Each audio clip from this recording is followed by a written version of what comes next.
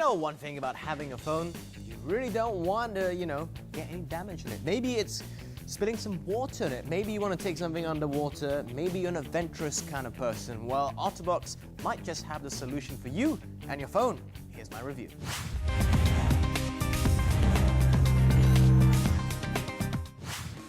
I have a whole bunch of products here right in front of me, but let me just say it's all from one brand, and it's all to help protect your mobile devices. They're all from Otterbox.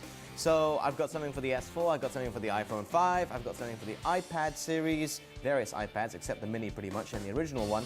But let's just start off with the Defender series, which falls in for the HTC One, which is already in place there, as you can see. Now, this is not waterproof in case you're wondering, but it is pretty sturdy. It really feels substantial in your hand the moment it pops on. So as you can see right at the back, there's a belt clip right there. Now obviously this can be detached from everything, so you don't have to have this on.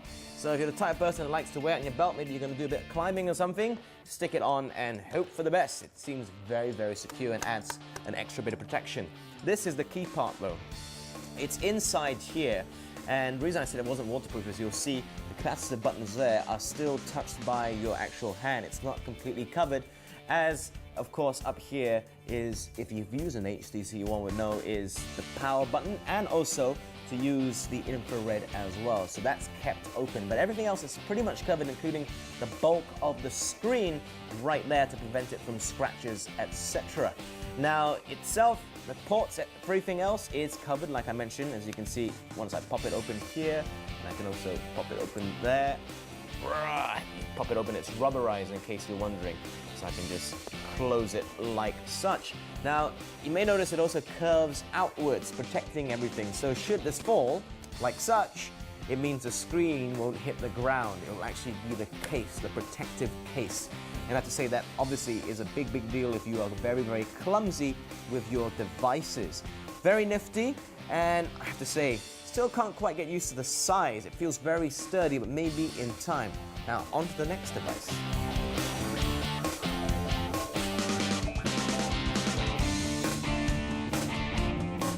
So you've seen this one, and it's very sturdy, but when we get this one out, which is different, this one's for the S4 in case you're wondering, it is not as sealed in as what we've seen with the HTC One, because you can literally peel it back like such, and you can see exactly what you have down there. This is actually the commuter wallet, and I'll show you why it's called a wallet shortly.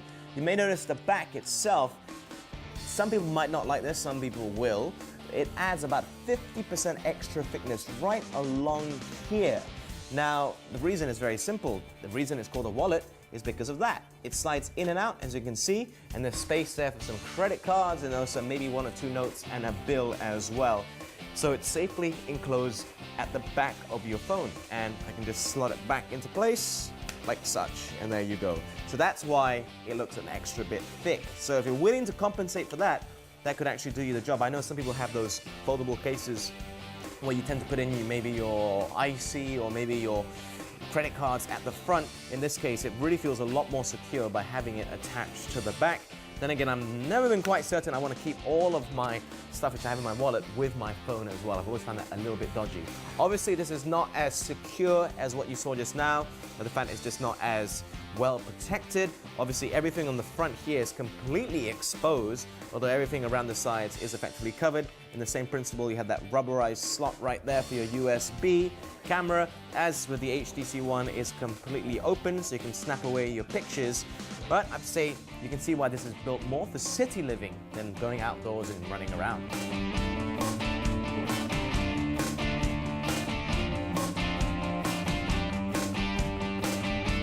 Now we come to what is definitely the most industrial and protective of all the cases that I've shown you so far here.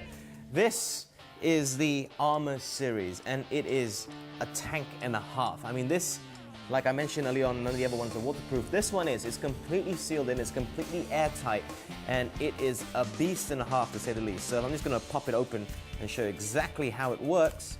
It's actually effectively 2 pieces holding everything here together. So once everything is inside, then it can all work. So if I take the phone out, you effectively put it in there. You can see everything around it, all these little things attached to everything outside. That's how you actually access it. For example, the power button there, etc. Then you put the back case on, and you can see right there, there's slots for the camera. It's still unobstructed and so forth.